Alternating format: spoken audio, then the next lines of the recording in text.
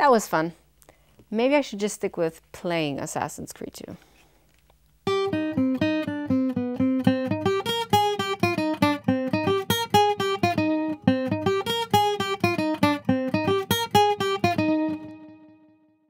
Assassin's Creed 2 begins in the near future, almost immediately after the first Assassin's Creed.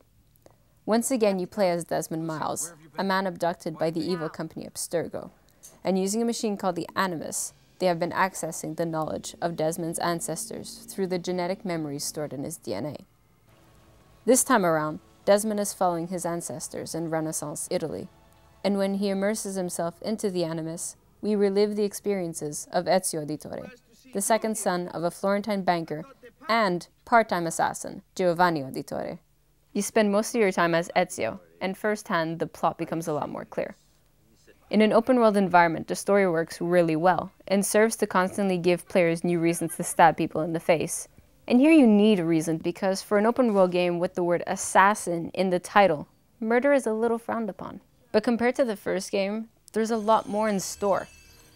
There's a lot going on, and the story gives you plenty of room to either blow straight through the game, or to get sidetracked and explore.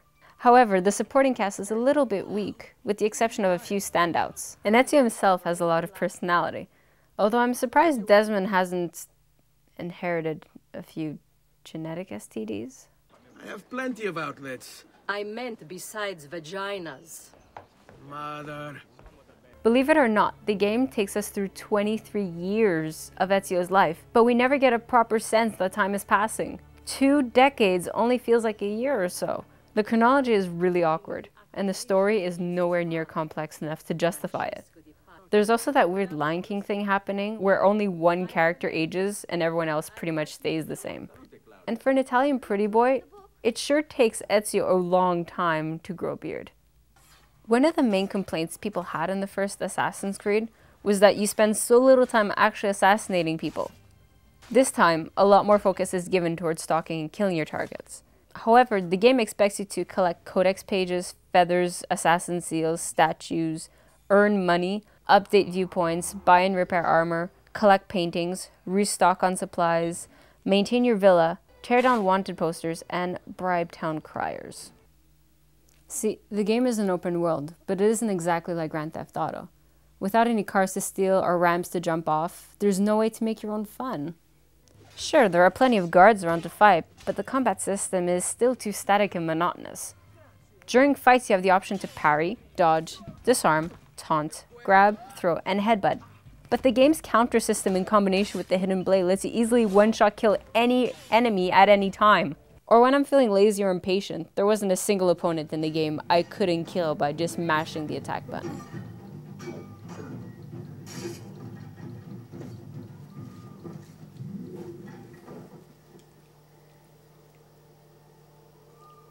On the positive side, Ezio has a number of new gadget upgrades that are unlocked throughout the game with the help of none other than a young Leonardo da Vinci.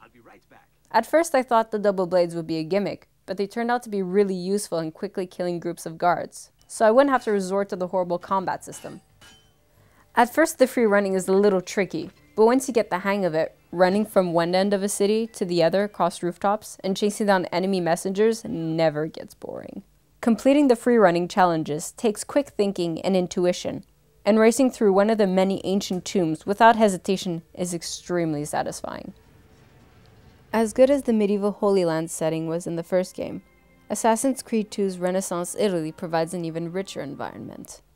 The large crowds are fantastic, and the attention to detail is really impressive. People look really natural as they wander the streets. Shopkeepers peddle their wares, and minstrels can all go choke on a cactus and die. The way people react when you push past them or cause trouble is really immersive, and is almost always flawless. Almost. Scusatemi, qualcuno ha comprato un corpo? Signore, e voi avete lasciato un corpo? Signore? Scusatemi, signore? Signore? I wanted to show you guys the Carnival and the Leonardo da Vinci flying machine, but I can't. Some douche-tard developer decided that you can't replay a story mission. So if you want to replay one of those beloved moments, you're gonna have to restart the game. From the beginning. The very beginning. And that only deserves one thing. Graphically, the game is gorgeous. The expansive landscapes and cityscapes are sweet, and they really set the bar for third-person open-world games.